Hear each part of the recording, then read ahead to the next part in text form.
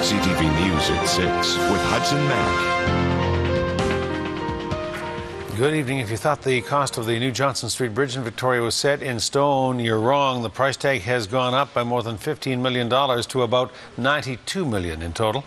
The news of that comes in a report before Victoria City Council this week that also recommends that despite the higher cost, the city stay the course.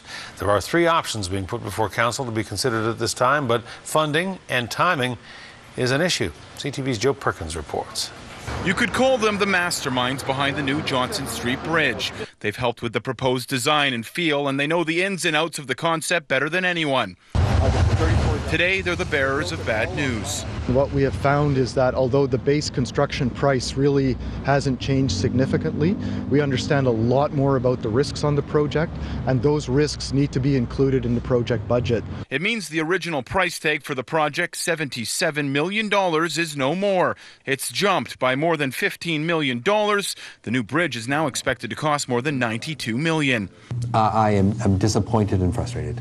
I truly believe that we could get a design with all the amenities that we wanted on it for the $77 million price tag that we put on there.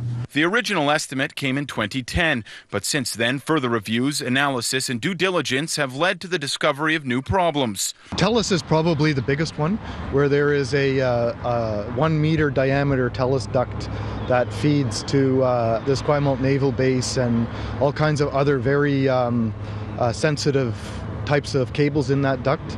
Protecting the duct is $3.5 million. There are also new geotechnical issues, such as unsteady bedrock, all problems that need to be addressed. If you don't do this kind of work, you will pay for it sooner or later, and you will pay more for it than you would pay for it now. It's left the city facing three options. It can stay the course and pay the new increased costs for a bridge that meets all the proposed community values, including look and function. Option one would also see no increase in taxes to pay for the bridge. Or it can pay a slightly reduced cost that will include the same functions as option one, but will be less iconic visually. Or lastly, it can pay far less for a bridge with severely reduced function and look. City staff recommend the city pursues its original plan and stay the course.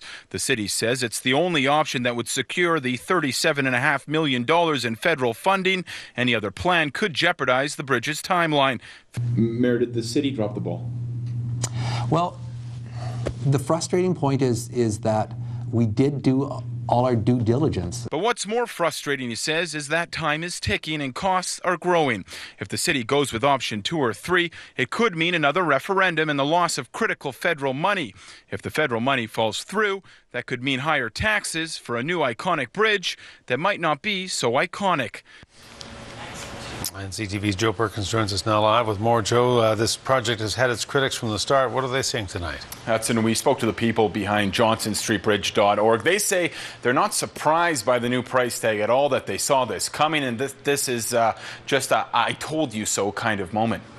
We've talked to engineers, we've talked to project managers, we've talked to planners all around North America and Europe who've dealt with these kind of projects, and especially on the design assist or design build format behind this.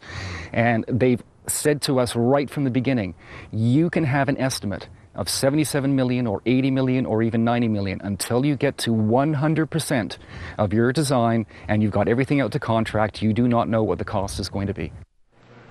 Again, of the three options, option one is the only one that ensures taxes won't go up. If the city decides staying the course is the right plan of attack, it means its borrowing costs will likely increase, which could affect the city's borrowing capacity on other future projects. But at the same time, it's the only plan that secures the already secured federal funding.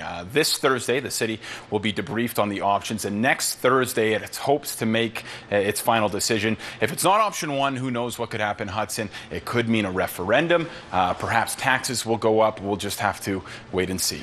And it's not just that the bridge has to be done by 2016 for the federal money. There's also a timing issue with fisheries as well, isn't there? There's a couple timelines, and those are all things that are being considered. So if option one doesn't happen, they have to look at those timelines.